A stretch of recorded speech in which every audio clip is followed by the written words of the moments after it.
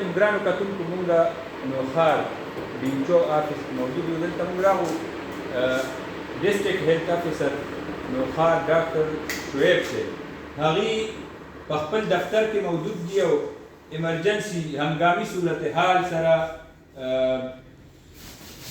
نمټاوېدو او ایمرجنسی سره هغوی څه قسمه ایمرجنسی صورتحال کې مختلفو خپل چې کوم سنټرې دي هغوی سره په رابطه کې دي، ضلعي انتظامیه سره په رابطه کې دي. دې سره به خبرې کوو چې څه صورتحال دی او د محکمه هیلث طرف نه څه اقدامات شوي دي.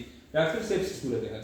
بسم الله الرحمن الرحیم. صورتحال خو ستاسو مخکې دی، لکه ډېر لوی های فلډ دی په دریای کابل کې، تقریبا 3 لاک کیوسک نه سیوا اوبه روانې دي او د دریای کابل په غاړه چې څونه آبادي ده هغه تقریبا هغې کې چې کم کلي دي لکه اکبرپورې نه راوالې تر خیر آباده پورې کې ډسپلیسمنټ شوی دی. په دې دریای کابل په غاړه چې کوم زموږ هیلث فیسیلیټیز دي نو هغه انټیکټ دي. هغې کې لکه ما اکبرپورې ایم ایس سره لږ ساعت مخکې خبرې وشوې. مونږ دې دپاره مخکې نه یو کنټیجنسي پلان جوړ کړی. زموږ پلان دا و چې مونږ هر هیلث فیسیلیټي ته ایمرجنسي میډیسن هغې ته مو دا ویلي چې تاسو خپله روټه جوړه کړئ، ستاسو ډاکټر، ستاسو پیرامیډیکل سټاف دا به راوند د کلاک اویلیبل وي. ما خپل نن سهار ما ډي ایچ کیو هاسپټل کتلی دی، ما پبي هاسپټل مې کتلی دی.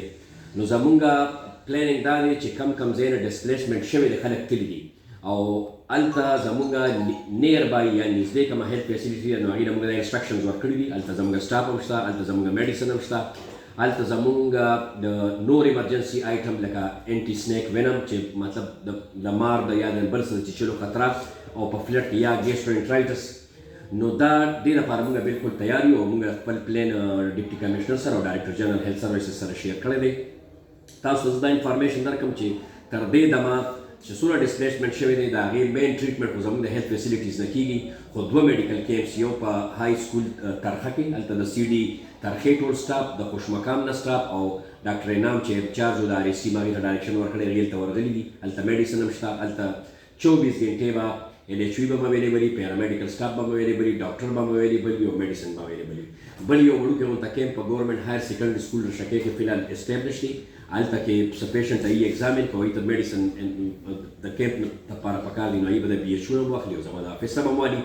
زمونږ دا ټولو خلکو ته دا پیغام دی چې زمونږ راوند د کلاک زمونږ د ډاکټرانو ټول پیرامیډیکل سټاف پلاسپورټ چوټیانې منسوخ شوي دي. مونږ اویلیبل یو دلته په ډسټرکټ کې. مونږ سره وافر مقدار کې میډیسن او دا څیزونه اویلیبل دي او ما ټول خپل سټاف ته انسټرکشنز ورکړي چې تاسو سره څه کمي وي نو زما افیس سره رابطه کوئ. دا مار چیچلي دا ویکسین دا ټولو سنټرو کې د مار چیچلي وي او دا په مین ټول هسپتالونو کې لکه قاضي کمپلیکس، ډي ایچ کیو، پبي دې کې شته. په آر ایچ سی لیول پورې چې څونه هسپتال دی نو په هغې کې دا شته. ډېر زیات تعداد کې خلک ما صحیح کړ په دې اوبو کې ګرځي، د دې مارانو را چیچلو خطرات اصل کې چې د فلډ راشي نو دې کې واټر بارن ډیزیز ځکه دې کې صفا اوبه نه میلاویږي نو دې کې واټر بارن ډیزیز، ګیسټرونټرایټس، الټۍ ولګي، خېټه خرابه شي، ټایفاید، دا بیمارۍ خاص او بیا خاص کر چې ایټ ریسک کم خلک دي نو هغه پریګننټ لیډیز دي او ماشومان دي. نو د هغې لپاره په هر هیلث فیسیلیټیز باندې موږ خپل انتظامات کړي دي. ډېره مهرباني.